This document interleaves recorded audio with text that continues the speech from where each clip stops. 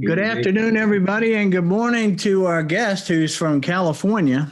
This meeting is being recorded. I welcome you all to Angel Lounge. Can somebody give me a thumbs up if they hear me well? We're good. Okay, good. Welcome to Angel Lounge at the ATDC via Zoom. And I really appreciate you all coming, making Angel Lounge an important community in your professional lives. I'm Charlie Paparelli. I've been an angel investor for over 25 years. All of it really here in the Atlanta, almost all of it here in the Atlanta technology community. And on behalf of the ATDC at Georgia Tech, John Avery and his staff, I welcome you to this meeting. Our purpose is simple at Angel Lounge.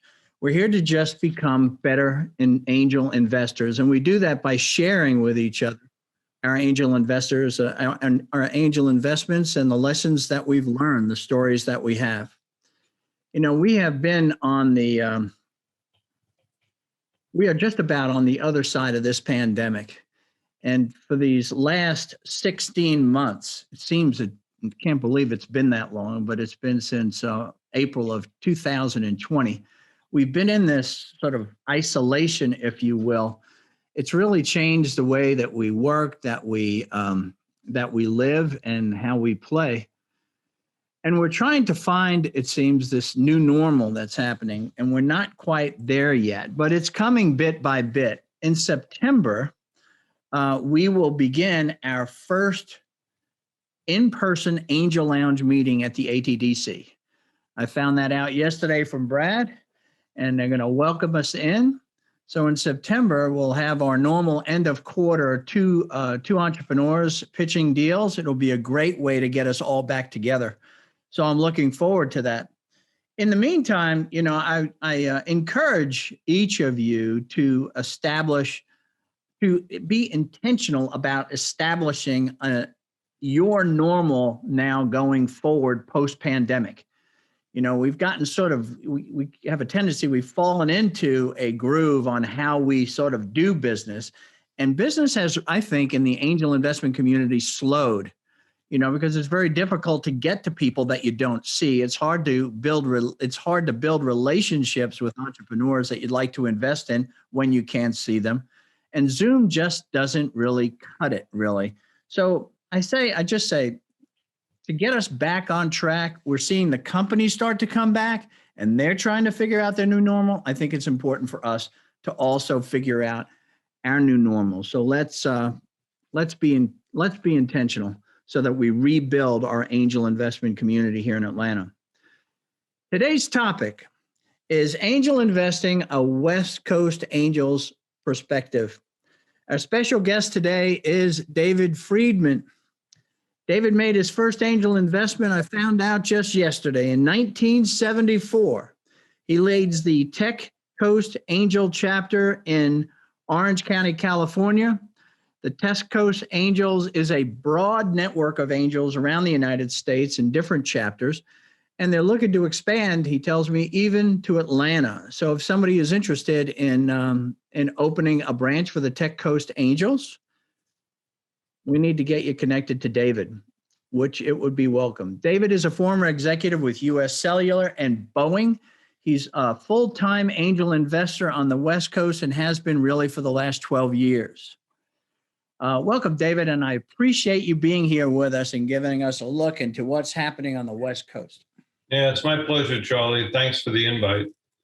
This is great. So I guess let's get started. A little bit about you, David, is maybe you can give us a little bit of background on how you transitioned from being an executive maybe into becoming an angel. Yeah, so I've been a tech executive for my career. I have a couple of double E's in electromagnetic theory, which thankfully I don't remember. And then I got an MBA in econometrics, so I'm pretty well quant. And over my career, I went from engineering into product development, into marketing, into business. And at a point in time, you know, in the late 2000 timeframe after the financial crisis, company that I was with was sold off worked for a couple of other companies. But in the meantime, I thought, well, I really like this, the excitement of innovation. I've always been on the innovation side in my career, put a lot of new stuff in the markets over my career. Like, for example, internet on airplanes. I mean, I commercialized that at Boeing back in 2004. So you're the person that we should blame for that? Yeah, you can blame me. I mean, it's a different world at the time, but that's a whole different story over beers. Why it wasn't successful then. Were you the guy also that commercialized those telephones that they put in those airplanes? No, thankfully, no. That was Jack Oaken. I actually worked with Jack Oaken. Okay. When he left he was with MCI. I was an MCI 100th employee back in 1972. So, I mean, my career is pretty checkered. Obviously, I've not been able to keep a job or something like that, or, because of the tech world. But after the tech, after all this crazy stuff in the tech world, the companies being bought and sold, and if you're on the wrong side, it's screw this. So I figured I'd go and invest in a company and become an executive and help build up a company, sell it, and then rinse, wash, repeat. So that was your transition. That was where you were. That was my transition in 2009. Okay. And at that time, you were what? You said you were, I think you told me you were 62? Yeah, and this is being recorded. I want to be 62 on a recorded line. Yeah, no, I was 62 at the time. For that moment, I'm 65 actually. Yeah, no, but I think 65. It's important, the transition that you made. Like you said, you had a decision to make. You liked the innovation, but you also didn't want to stop being an executive. You wanted to work on the company. And again, there's two components. Number one, there's no logical reason to ever retire if you have a brain and you enjoy it. This is my passion. Okay. And my passion is innovation. My passion is mentoring people. My passion is trying to grow companies. That's what I like to do. And that's what's going to be on the epitaph on my tombstone.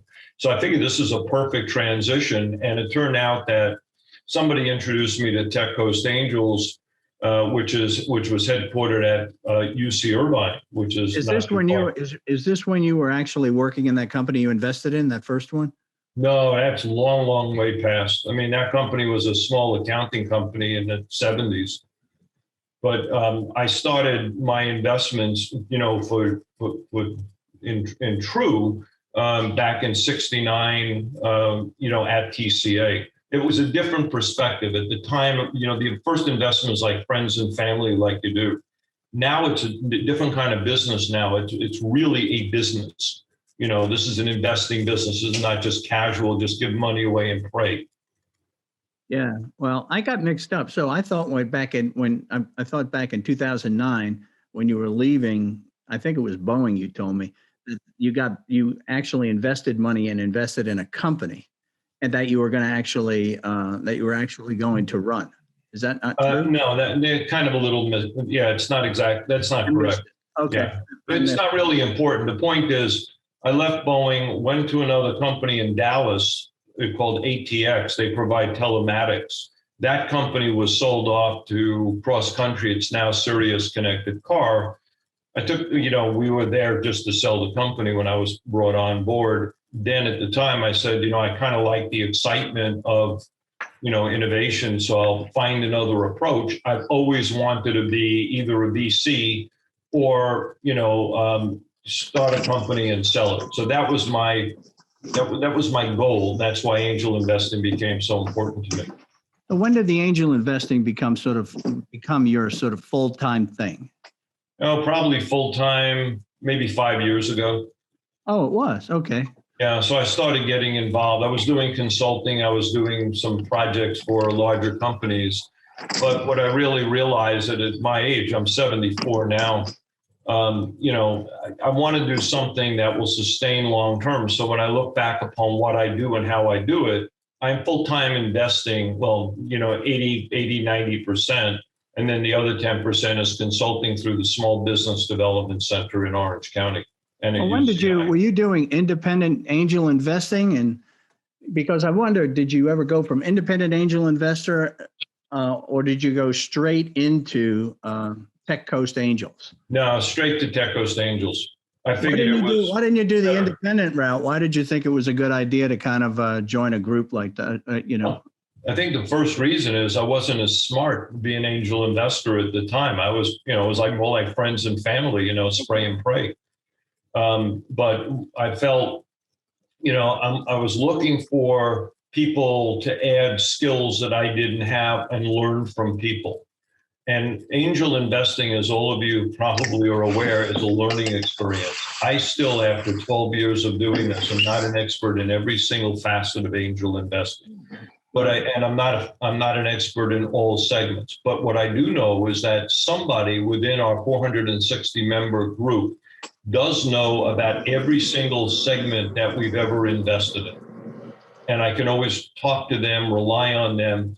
We exchange ideas. We have a very vibrant community. We share ideas, and we share it not only among ourselves, but with the rest of the ecosystem. When you were learning how to become, when you first started in with Tech Coast Angels, did you just learn from literally the group, or did you find yourself getting attached to a couple of people who mentored you along in this thing that you had a lot of respect for?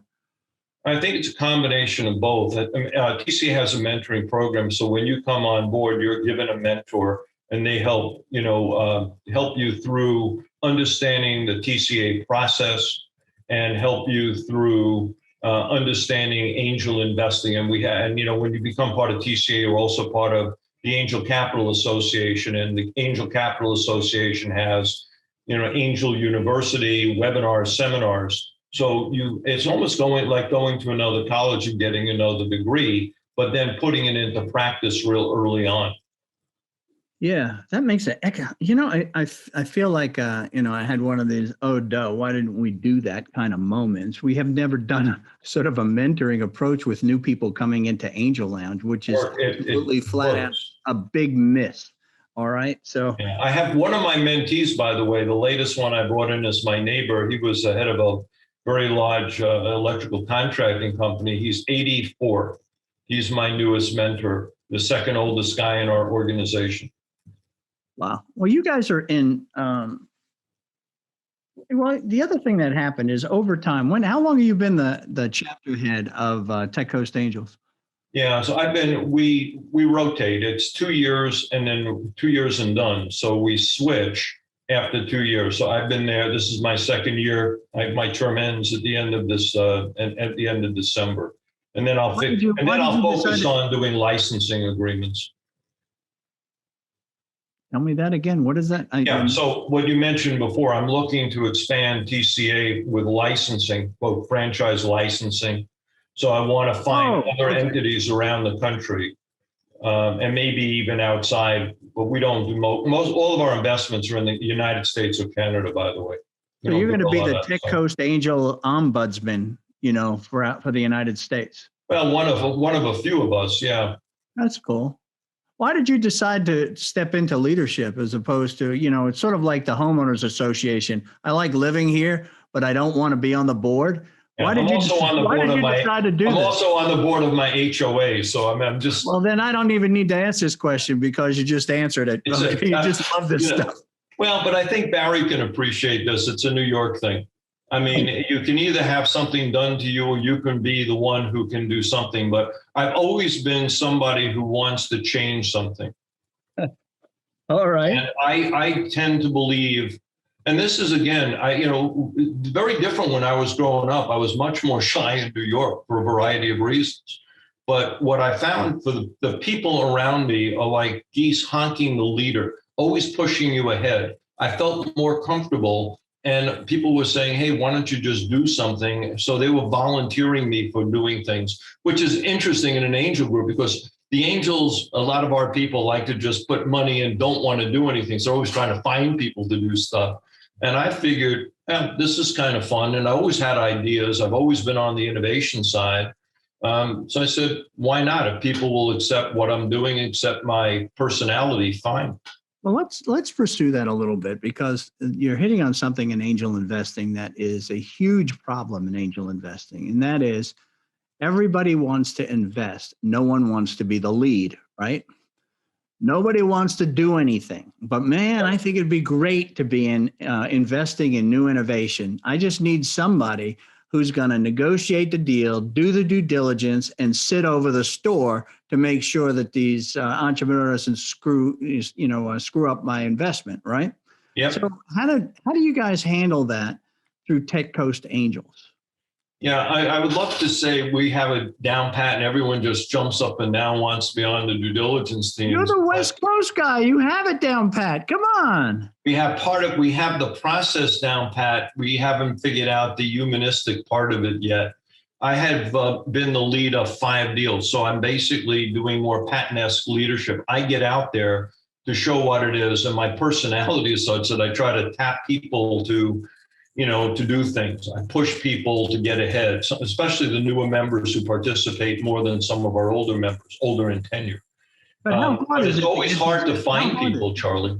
Yeah. So how hard? Yeah, because then you wind up doing the same thing that we all do, and that is we can't scale because we can't find the people who will step in and be that angel lead. Yep. So we can't scale because you just say, okay, David, why don't you pick up another 5 deals? And before you know it, David's like, look, man, I don't want to work that hard. Okay. Well, I don't mind working hard, but I was doing 2 deals at one time and it was driving me nuts. Yeah, that's what happens. But here's what we've done. And I think this is a really interesting thing. And it's a little different than what had been done in the past. We do a lot of work through syndication. So if we find somebody, let's say it's Nathan McDonald in Koretsu up in the Northwest, they have a deal, they've done due diligence, we have a treaty with them, we'll take their due diligence. Putting a team together that now takes a look at the due diligence and adds to it, a delta, is a lot easier than starting from a clean sheet. Well, that makes sense. But then how do you do the deal? Are you leading the deal or are you doing? No, I'm not leading the deal necessarily. Some deals we lead, some deals we follow. We accept so that. Let's cover both of those. So if you lead a deal, do you appoint somebody? Does somebody sort of become sort of the champion for that particular deal? Yeah. So let me give you a case. We did we invested in fairly large numbers in a company called Makani Sciences. They're a med tech company in a sense spun out of Edwards Life Sciences. And there was a gentleman, Dr. Greg Boucher, who was a new guy who we convinced to be the lead. Then spinning ahead, Greg became somebody on the board of directors, did the deal. We coached him through the deal structure. And that one took a long time. It probably took about 4 months to conclude the deal. Most of our other deals we can get done within 30 to 60 days. Yeah, but what happens is so this guy becomes a champion, this doctor, on this particular deal. Correct. Now he's got to do some due diligence, and then he has to do negotiation to get to the term sheet. Yeah, but he's not doing it by himself. What we want to do, just like you do in the corporate world, is put together a cross-functional team. So the easy way to do that, and I'll be more than happy to share with anybody how we actually note what the deal is, and what the executive summary for the deal.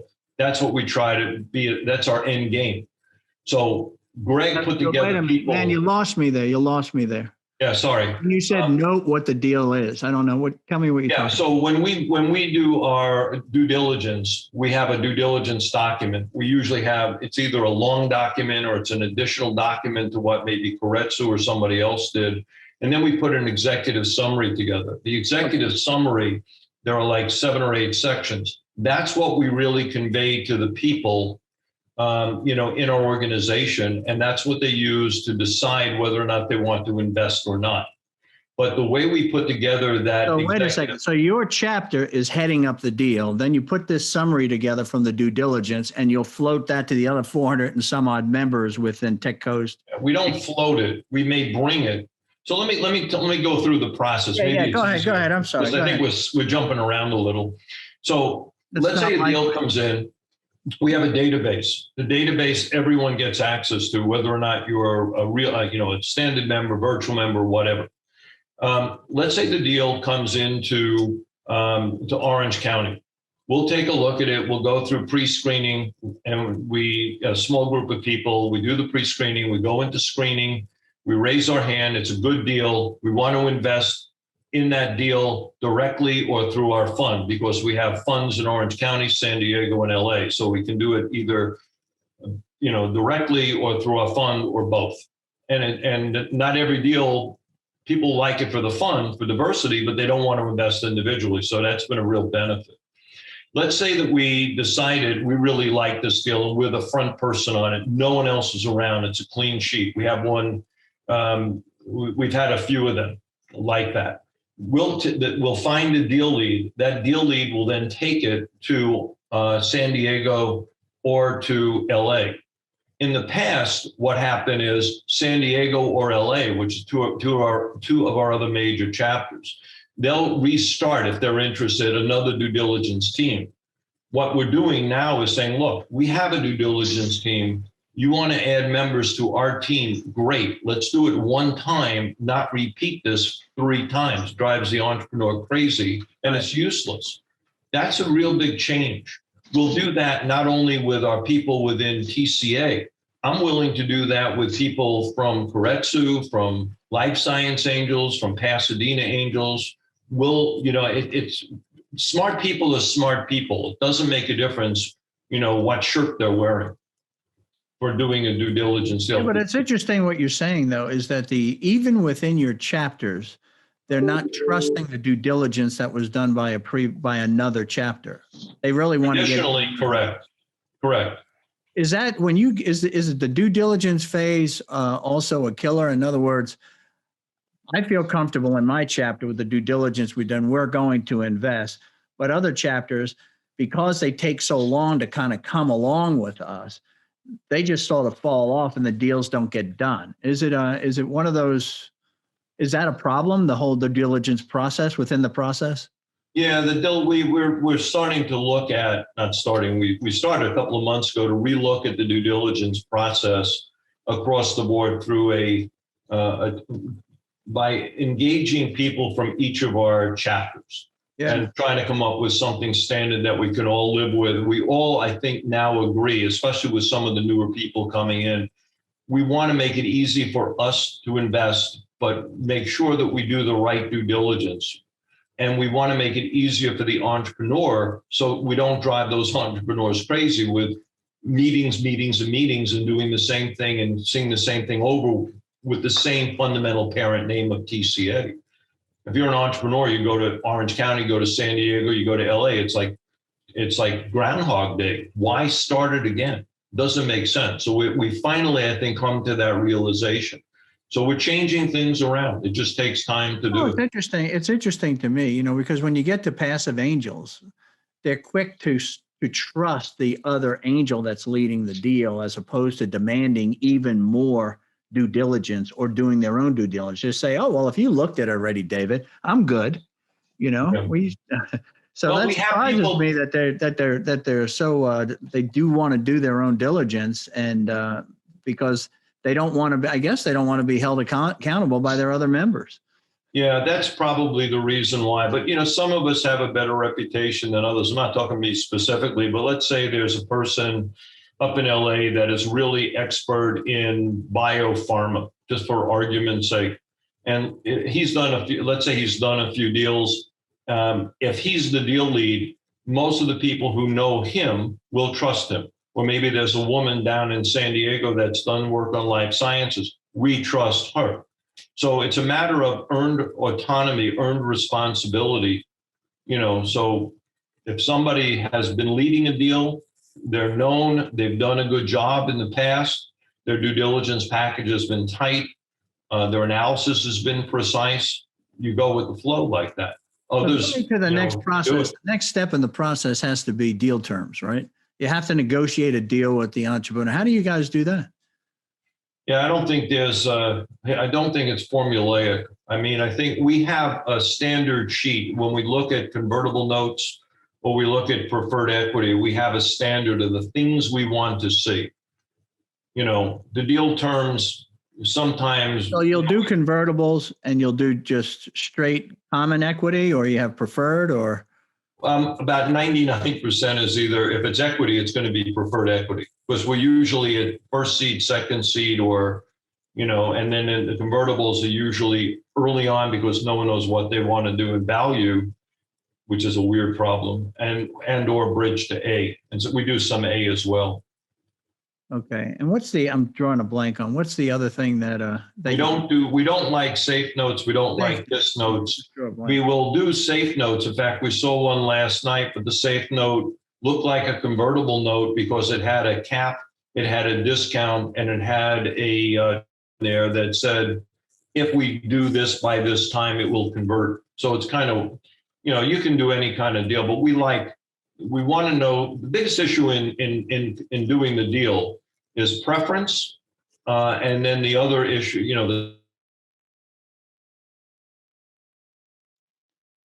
Hello, David. Wouldn't you know it? I don't know if you agree, but. No, what happened? I don't agree. I don't agree because I didn't hear you. You locked up on us. And you're still locked up on us. There you go. Now my internet is not stable. Okay. Well, why don't you repeat what you said there? That would be good. I hear you. Yeah. So the real key issues in negotiating the deal, number one is valuation. That's always the big bugaboo.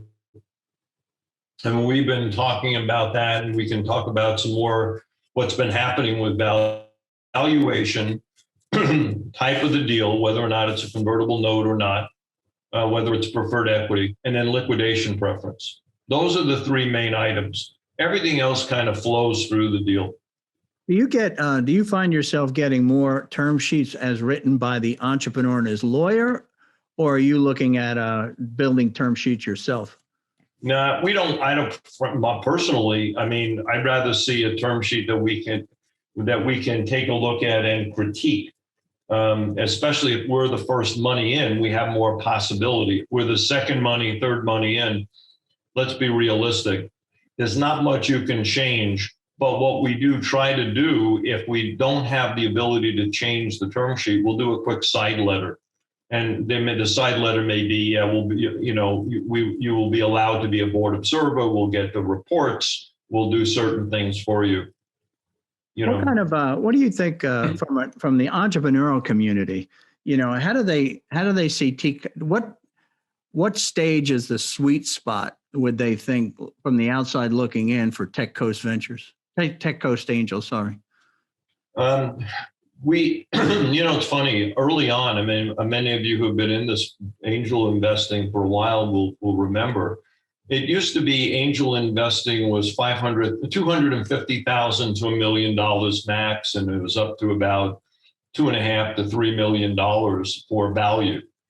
Right now, it's kind of really changed. The average valuation that we've seen in TCA last year is about $8 million, but we've also invested in the same stage. No, it's from seed. The 8 million is average. That includes seed, second seed, bridge to A, and we've even had a B round. We've had valuations that we've invested in up to about 22 million. I don't think we've had a valuation we've invested less than 3. I can't handle all of that to get to an average, all those different those funding stages. So what you opened up, it really made sense to me. You said, it used to be angel investors. You put $250,000 in on a $2 to $2.5 million pre-money valuation. Okay, I got that. That's an early stage company, right? Correct. That's maybe even pre-revenue. Okay. That's usually, it's probably post friends and family pre-seed. Okay, good. So if you compare that today on what you're looking for, same stage, what are those deals looking like today? In terms of valuation and money that they're looking for. That's what I'm saying. Yeah. So the money that people are looking for runs between 750 and 2 million. Valuation will run between 3.5 to 9, even in pre-revenue and even in early revenue. Yeah, so I'm saying apples to apples from where we just talked. So that's a range. I mean, it's hard to pin down. The problem is the variance is so large. That's huge. I mean, it is huge. 3.5 to 9 billion. That's huge. That's exactly right. And 750 to 2 million. That's huge. Okay. Yeah. Yeah, we've seen a deal last night. They wanted 4 million on a 9.5 million valuation, and they have early revenue. We've seen a second seed. They were looking for, I think about, I'll tell you in a second. They were looking for 2 million on a 12 million valuation. They've already, and this, we've already invested in this company, and that was called Advocate. It's a mental health platform. They have about $390,000 in revenue though in June. So, you know, it's a nice sized company and growing. But these valuations growing, it's what you just explained. Valuations are growing. They've at best case a little bit more than double what they used to be. Worst case, okay, quadruple what they used to be or more. All right, for the same stage company. You know, how are you and your investors dealing with that, or what are your concerns around that? Okay. You know, yeah, let me do this. Can I take a share of the screen? And I'll show you something that we saw yesterday from ACA, and we fairly well parallel it. If you're interested, if not, I can send it to you later. Well, go ahead, put it up. I think you could share now. Let me see. David, is this the valuation thing they did? Yeah. Did you see that? Yeah, it was great. Yeah. So if you can bear with me for about 2 seconds, let me just share it. It's very interesting in parallels. Can you all see this right now? Yeah, we can. All right. So it has seed on the bottom. This is across the board. Okay. The geographical variations. And Barry, you can chime on in if I say something where I misspeak. But this was just laid out yesterday by Ron, who's working on this at ACA. So we have seed, then we have Series A, Series B, and Series C. But we focus on the lower part down here on basically seed and Series A. And we've seen clearly an increase over the years, and we're paralleling this in Orange County. Our average on the seed is about $8 million. So we're a little geographically high. New York's a little high. Southeast is probably a little below this, we think. On the Series A, we've seen some second seed series basically at 12 million. You know, for example, you can call them whatever you want, A round, second seed, whatever. But the second or third raise is about the $12, $15 million mark. Although we have seen for seed stage companies, especially in some of the tech and the biotech, valuations 10, 12, 15, 18 million dollars. It really depends on how much technology or revenue. But this is what I get to. It's like, okay, you come to me and you say, okay, I'm pre-revenue and I got a $10 million pre-money valuation and I'm looking for, you know, $1 million to $2 million. You know, I have to evaluate that thing and I got to say, you know, am I going to be able to get 15, 20 times my money out of this deal? Yeah. Okay. So that's a now when you say a $2 million valuation, that's one thing, right? 15 times my money or 10 times or 20, 15 times my money at 2 million is 30 million is what I got to exit at.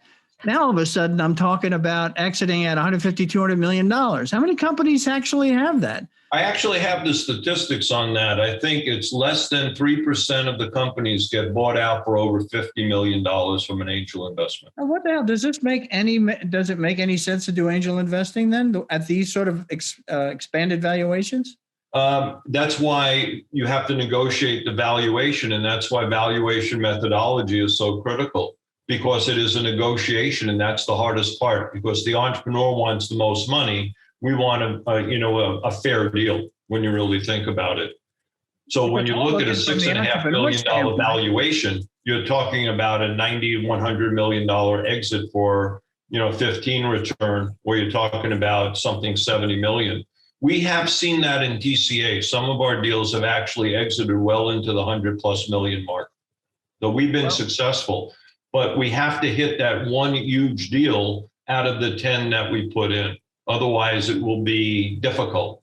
On the positive side, some of the deals will exit within 2-3 years and won't have a 10x exit, but it will have a 2-3 time exit. We've seen a lot of those deals, especially in biopharma and some technology like cyber IoT. So what happens there is you kind of accept, the fact that there is an early exit versus a better return, in terms of a multiple. Yeah, but if you wind up with 2x type of early exits, and those are few and far between, you wind up getting into losing a little money to maybe breaking even as an angel investor. If you had invested in every single deal TCA did, and we've done, nearly 300 deals in our 23 years of existence or something, the average would have been, and this John Harbison, who's a really sharp dude, works with TCA as a former chairman of ours. The average would have been about 22.5% IRR.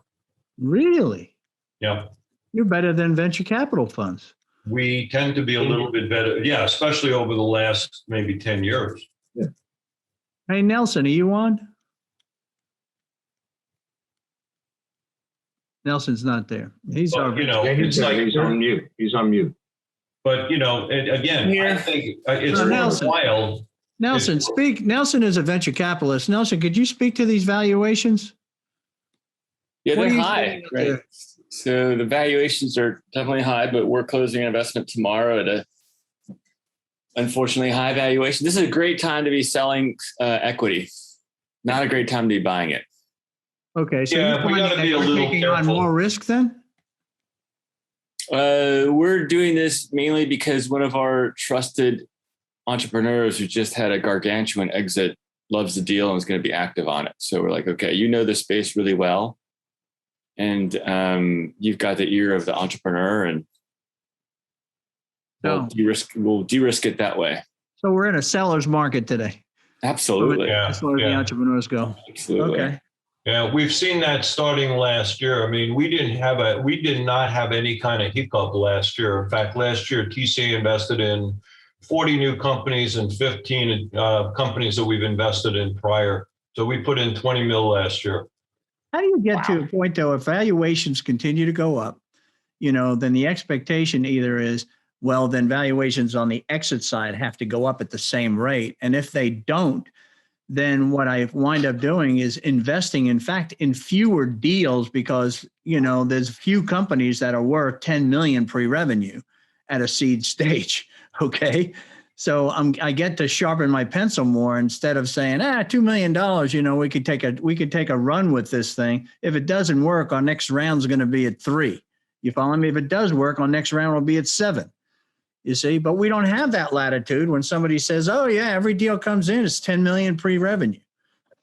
So when a deal comes in at that high, we have a few choices. We try to see if we can get both dividends or some money back based upon revenue, or we try to see if in fact there could be a quicker exit. All right. I mean, those are the trade-offs you have to make, right? Yeah, that's it. But the other question I have is, whenever I'm looking at investing in, for example, VC funds, okay, personally, is I'm always looking to tell me how you're going to get first look at deals, right? Because first, I don't want you to be third look at deals, even though you're the smartest guy in the room. I'll give you that. But so when you look at Tech Coast Angels, where are you? How's your deal flow work so that you're getting that sort of first angel look as opposed to something that's gotten passed around a little bit and now it's on your desk? Yeah, that's a great question. So that's where I spend most of my time. I try to find deals. I'm like, the pig finding truffles. I'm really out there. So where do you look for the truffles? Yeah. Tell me how you go about that. I think the other angels here in town would be real interested in hearing how you do it. So number one, Tech Coast Angels has been around for a long time. People know who we are. We do a lot of good PR, especially on the West Coast. We have 460 members that are also, in a sense, eyes and ears out into the market. Number two, we are part, and our office is located at UCI in the Tech Center. And the UCI also has entrepreneurial programs. One is called Wayfinder, and there are a couple of others through the engineering school. So we can see early deals, early technology transfer. We are associated with several incubators and accelerators. COA, which is in the biotech space, Expert Dojo, which is up in Silicon Beach. We're trying to establish a better tie to Techstars and Y Combinator. So we see the early deals coming out of those. We have relationships built with several other angel groups who may see the deals first, but we can fill in around. So we have a relationship with Nate McDonald up in Koretsu. We have a relationship with Frontier Angels. Some of the people in our organization are parts of other angel groups. We have people from Frontier Angel, Arizona Angels, Life Science Angels, Pasadena Angels. So we try to, and a lot of angels, I don't know how it is in your neck of the woods, but we are in multiple angel groups. I am not, but I have relationships with other angel entities. And finally, we have a group that we're part of, and certainly we're welcome to entertain your ability to join. And that one is called the Angel Syndication Network. So we're part of a syndication network of 50 different angel groups that will share leads once a month. They share the best of the deals that they have invested in. So there we are filling out a round. So it's pretty cool. Yeah, but that gives you more than a full-time job if you're going to be out there trying to find those early deals. When you go to somebody like a Techstars or somebody else like that, or when you're just in the community, like when you go to the university or whatever, they say, so what are you interested in? Yep. What do you do? Say, just send it all to me.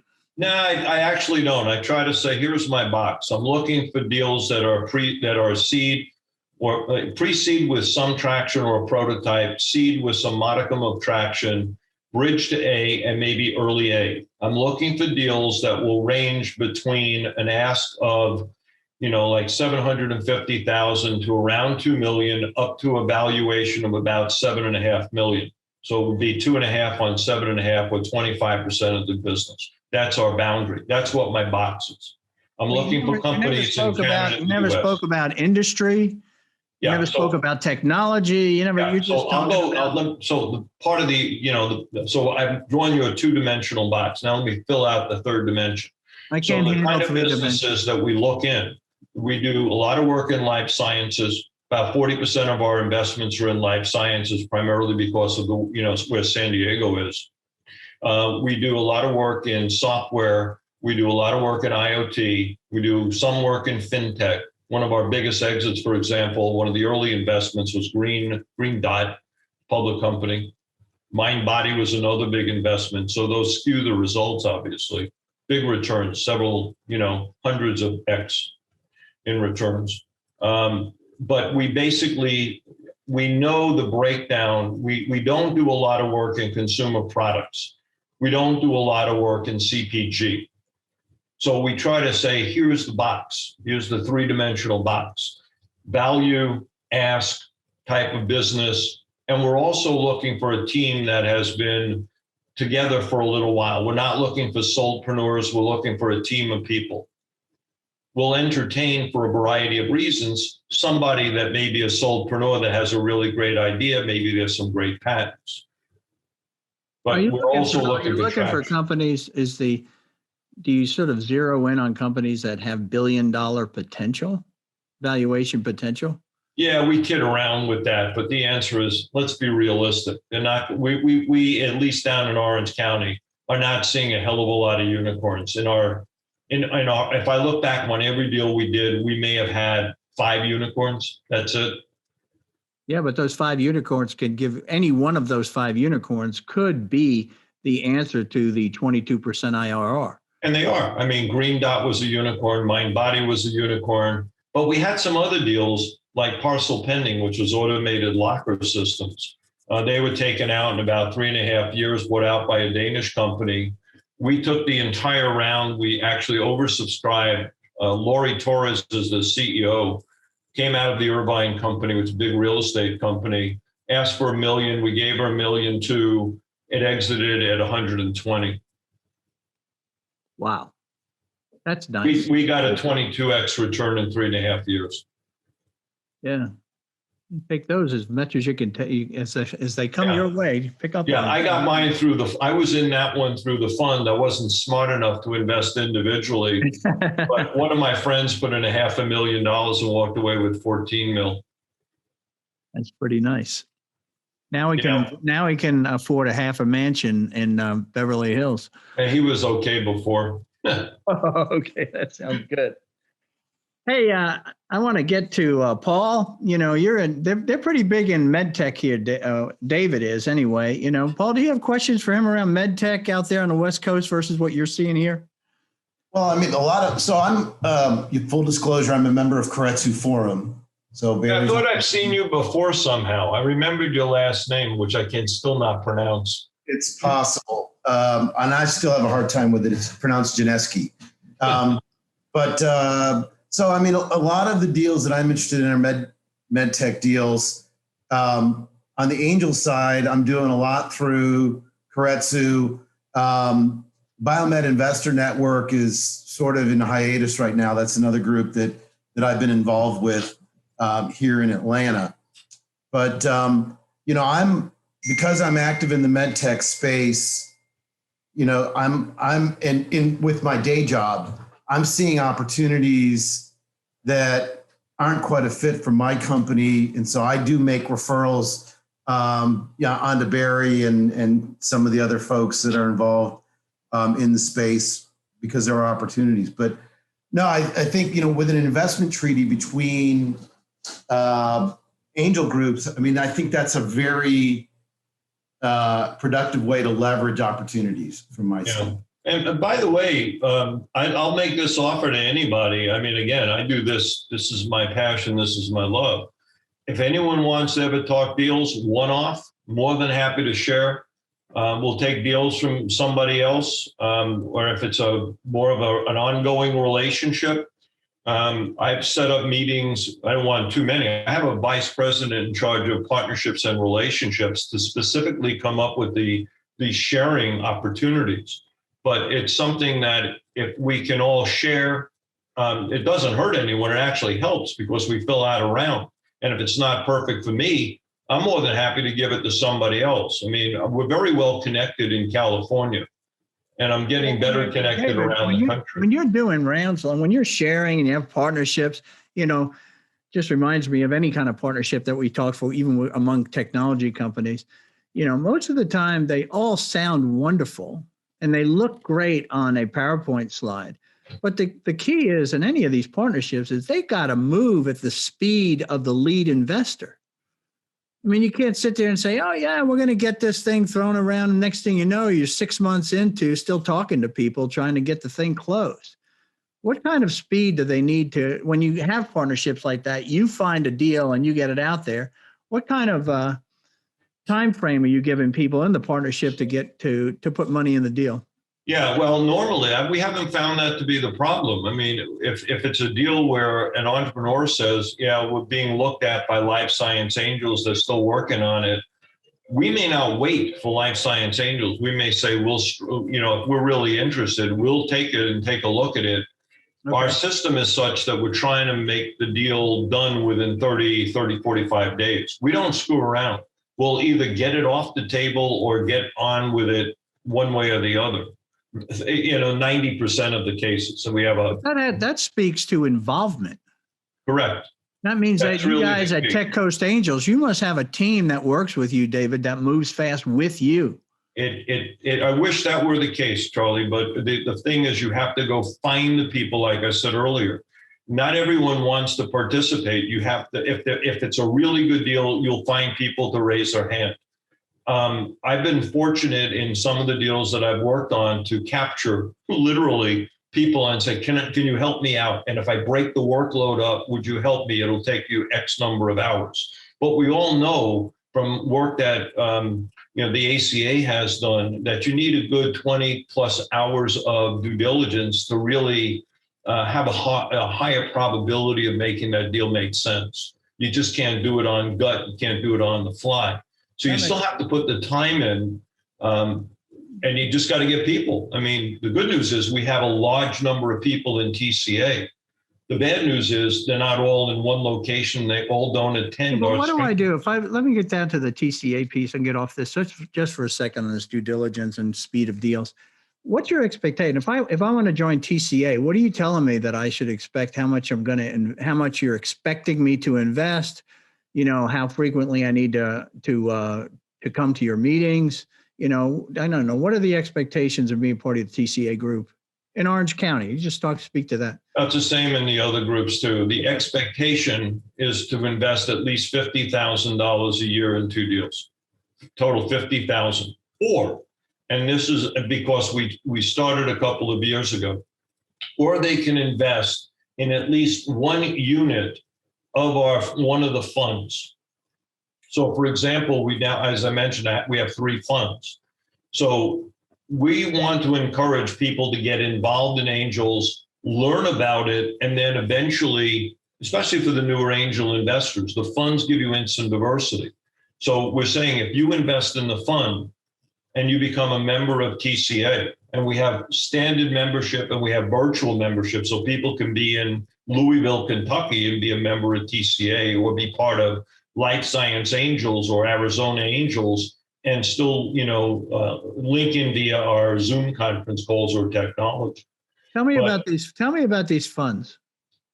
Yeah, so we have 3 funds. Currently, they're 3 annual funds. Each one's managed, one in San Diego. They're all closed now for this year. We're reopening it as soon as we fill up, Where did the whole idea, tell me this, give me some background. Where did the idea come from for funds?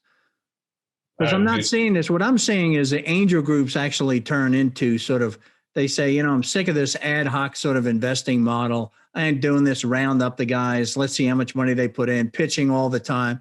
I rather they move and they just become venture capitalists. That's what I see. You sort of got this hybrid model. You got funds as well as this. Where did the funds come from? What was what problem were the funds trying to solve? Well, we believe that two problems. Number one, by having funds and having a large amount of money already investable because it's sitting in a bank, it helps the entrepreneurs look at this and say that's positive. We want to go to TCA because they have funds available. They can do sidecars plus the fund, and that would be positive for them. So it helps us with the entrepreneur. For the newer angel investors, and even some of the ones that have been investing a while, funds give you that diversity. And we know that diversity will help minimize the risk and give you a better return overall. So the combination, so the funds came up, all of us had the same idea. We all thought about funds years ago. I thought about funds probably 6-7 years ago, but it was not popular at the time. But the timing is right. Funds, though. I mean, the problem, David, with the funds is somebody has to be responsible for the fund. Correct. So you got to point to somebody and say, "What the hell did you do?" Or "You're not working hard enough," or "You did lousy due diligence." Or we don't do it that way. We have a different way to. Well, how do you do it? That's what I'm saying. So we have a fund manager. His name is Jim Piquel. Jim is a fund manager. We have an executive committee that runs the rules and processes of the fund. When we look at a deal, we raise our hand to participate in due diligence. If we get 4 members interested and we get 4 members that will support it, who also are members of the fund, we will then put together a due diligence team from the members. We still have the same problem putting together deals with, having members participate in the due diligence. Once the deal is done, the due diligence team does their thing. Each person who is in the fund votes their shares. If we have a super majority, if we have a certain number of votes, we will be able to invest $150,000 or $250,000 in that deal. And in addition, people who like the deal separately can put in a sidecar.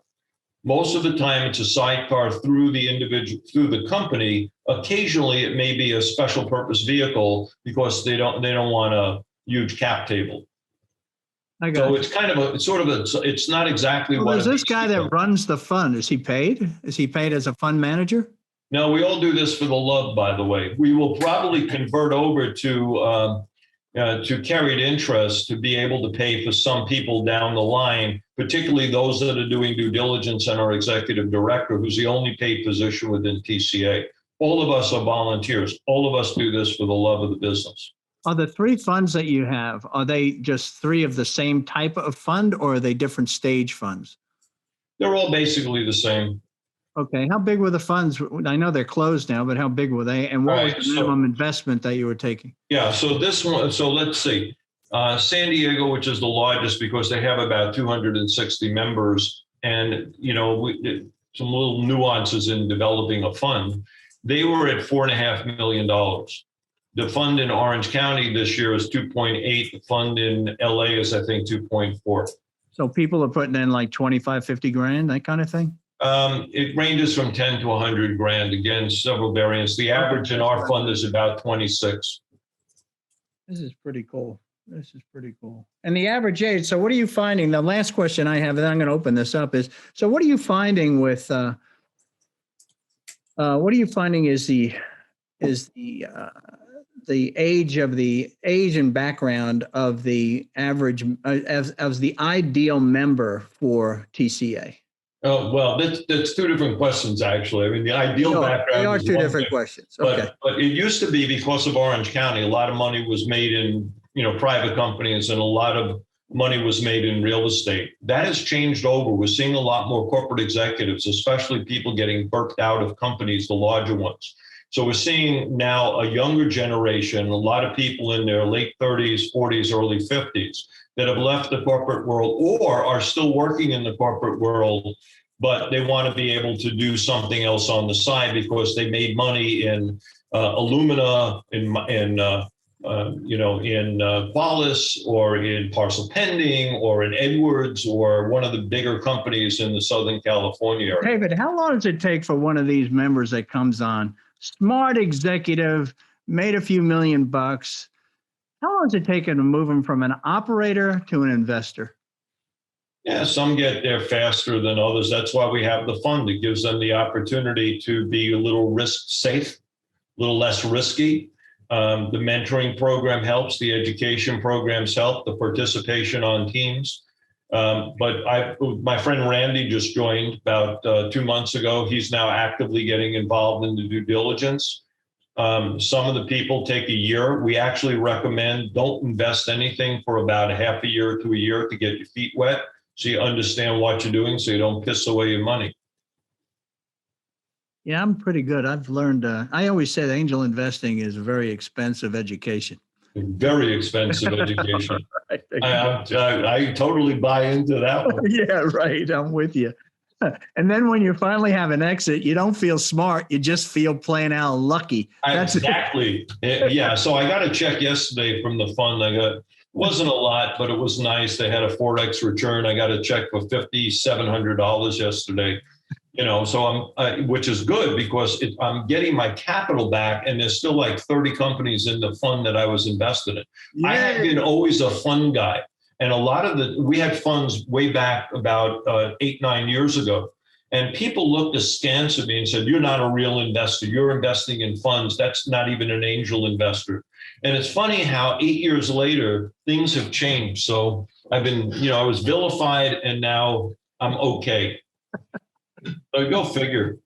Oh, yeah. Early. Everybody has an opinion. We know that one. Anybody else? What questions do we have here? Yeah, so by the way, Keiretsu has 5 funds. First 2 are closed. And there's also a blockchain fund, and there's also a real estate fund. Oh. And what David said is right. You're offering people either who don't have time to research individual investments and another option.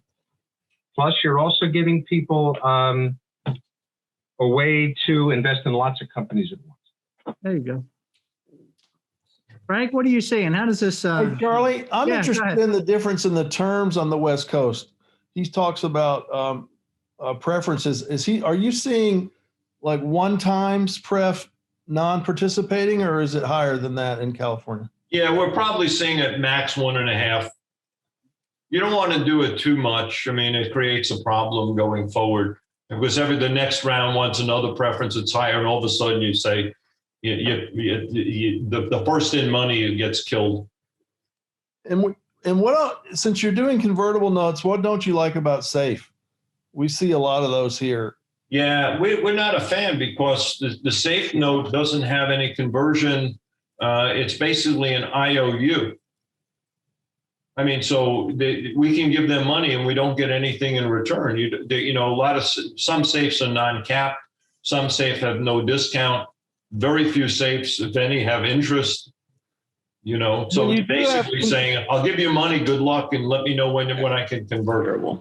In your notes here, it's generally 20% discount with the cap. 6%, yeah, 6%, 20% discount. Yep. Yeah. And we look at the cap as the proxy for the next round. Yeah, of course. Yeah. Okay. And then, we always try to talk to our entrepreneurs about taking price rounds because they know what they're getting. And they don't understand. Well, I totally agree with you, Frank. I mean, we'd like to know what we're getting. Even with a convertible note, are you really getting your interest, or will something go awry and blow up before you get your interest? But at least there's something of a safety net. Yeah, it's sort of lazy to say, well, I don't know the valuation. We'll kick the can.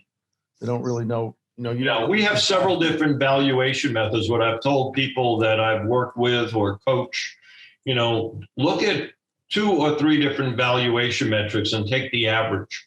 Throw out the outlier, take the average of the others. We have the Burkas Method. Dave Burkas is a very well-known super angel, wrote a book, several books.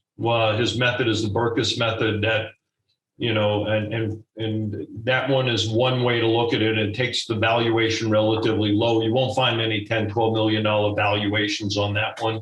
And then there's the, comp method. And then there's the other method in saying, just to Charlie's point, we want to get a return of X. And given what your revenue is, when would you exit? What's a good P to E? How much of your EBITDA? What's the valuation based upon what multiple? And then back into what the valuation is. And we get into these really interesting arguments with the entrepreneurs, and they say, well, we have this great technology and in 5 years we'll be $100 million company. And therefore we went to the Valley, and they say our great, Nelson will love this. We went to a VC. The VC said, we're worth 50 million. We're going to give you a discount. We're only going to put down 25 million. My comment to them is, go to the fucking VC and tell them to invest first. Then I'll put my money in. And they said, but they don't want to. I said, it precisely. So don't come to me with 25 million. Sorry for the colorful language, but it's just an adverb and adjective in New York. Hey, I had a question. Hey, Bob, you've been looking at new funds here in Atlanta. Okay. What do you think about, is there room for a TCA a TCA branch here in Atlanta? Does that make sense? There might be, ATA tries to. That's the Atlanta Technology Angels, yeah, David. They're a group like yours. Yeah, go ahead. Well, first of all, I love this guy, David. He's, his energy and his passion for this early investing stuff is fabulous. He's a mensch, man. That's what it is. I'm a New Yorker. I can't help it. I'm a New Yorker too, but we don't have to go into all that. But, the Atlanta Technology Angels is trying to grow, but one of the things your group has that we don't have at ATA is this sort of $50,000 a year sort of soft commitment. Anybody can join ATA, and as long as they pay their dues, they really don't have to write any substantial checks, and that's just the way the organization has grown. But ATA is putting about $1.5 million a year into companies. We do a lot of screening. We see 5 companies a month. 11 months of the year. We bring 2 to the member. It's good and active. And then we have some of these new funds, such as Knoll and Overline and a bunch of others, and, some very well-established funds that have been here a long time, to create yet another angel, network, is, I don't know. Bob, don't do it. We there are 2 things that we can do in the licensing. Number one, we can have TCA Southeast. Like what Koretsu does. The other thing that we're willing to do is keep your name, ATA, Atlanta Tech Angels, a Tech Coast Angels affiliate. And then we can get into a sharing of leads and stuff like that. So there are other ways we can do this without taking away what you do. We're not trying to replace anything. We're trying to augment, and it's almost like what AT&T did, early on. We want to consolidate, working as less of a Battlestar Galactica than more of an integrated organization to share smart people's intelligence in working on deals to get the best deal and make the most money. Right. The one final thing I'd say, the Southeast historically underrepresented with seed and venture money, right? We have a huge growing population, and we have, a real shortage of the investment dollars, and there are great companies being created here. So, And you got Georgia Tech. I mean, you have accelerators. I mean, so I think it's real positive. I didn't know you, Frank, but about 10 years ago, I knew some of the folks down at Georgia Tech. I don't know if you were there. We're talking about innovation centers. I just was enthralled by it. Yeah. What about? No, 10 years ago, I was actually making money. I bring up you bring up David. I was wondering, John, maybe you could speak a little bit. How do you see funds like John's or funds or TC or Tesco or organizations like TCA? How do they work with the ATDC? Well, that's exactly why Brad has a role. His full-time job is to help ATDC understand all the different sources of funding for startups in the community in our network and make those connections happen. We've got over 120 companies in the portfolio right now.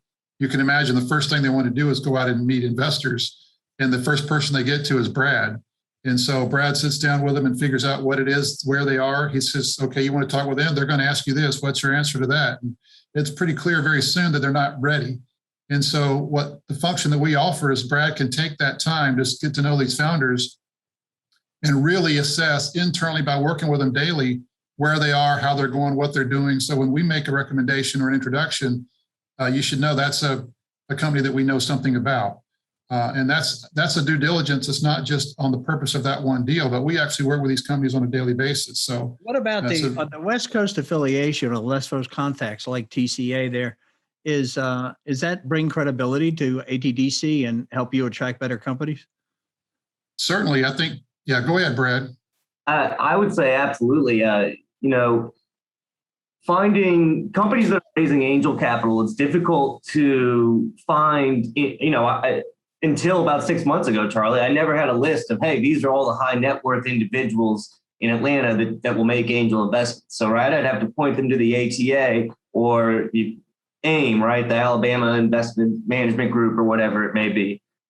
And meeting people like David allows me to basically say, hey, I've got angels on the West Coast as well that may be interested. And, a lot of entrepreneurs, and this is actually, I was curious, David, if you get companies from the Southeast who specifically are looking to go there because they know they can get higher valuations. At least that's kind of what the entrepreneurs I deal with, they kind of operate under that assumption. Yeah, we don't see a lot because of that. We don't see a lot from Atlanta. We do see some from Texas. We have a relationship with CTAM. We see people from New York. We have a good reputation, and I'm on social media. I'm on LinkedIn.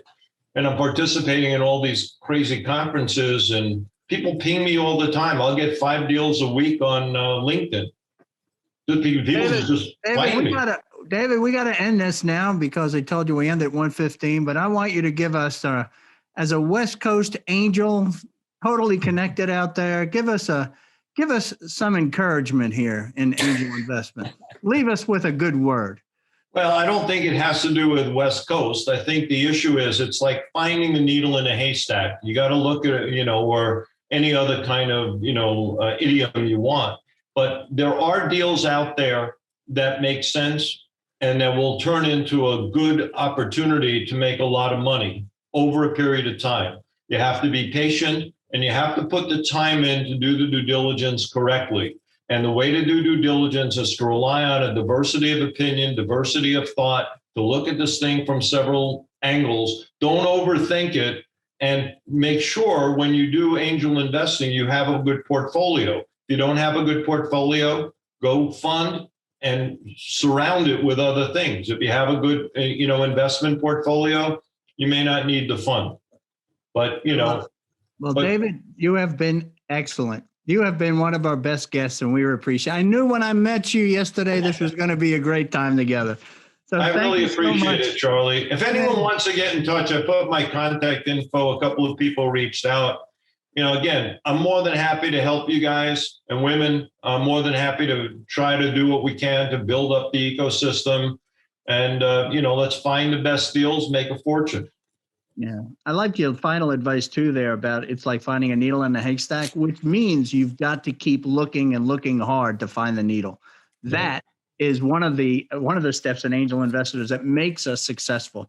So thanks, David. That's why I asked you when I started, become intentional, get back engaged in the community. Let's rebuild. Let's be active angel investors. Thanks for attending Angel Lounge. Our next meeting will be August 19th, and our special guest is going to be Ashish Mistry, who's right there at the ATDC, and a VC who's going to be helping us out and sharing his experience. David, thank you, and thank you all for attending. Be well, be safe. Have a great summer, folks. Thanks, guys. David. Thanks, See ya. everybody. Charlie, thanks for See you, having us. Nelson. See you guys. See you, Bob.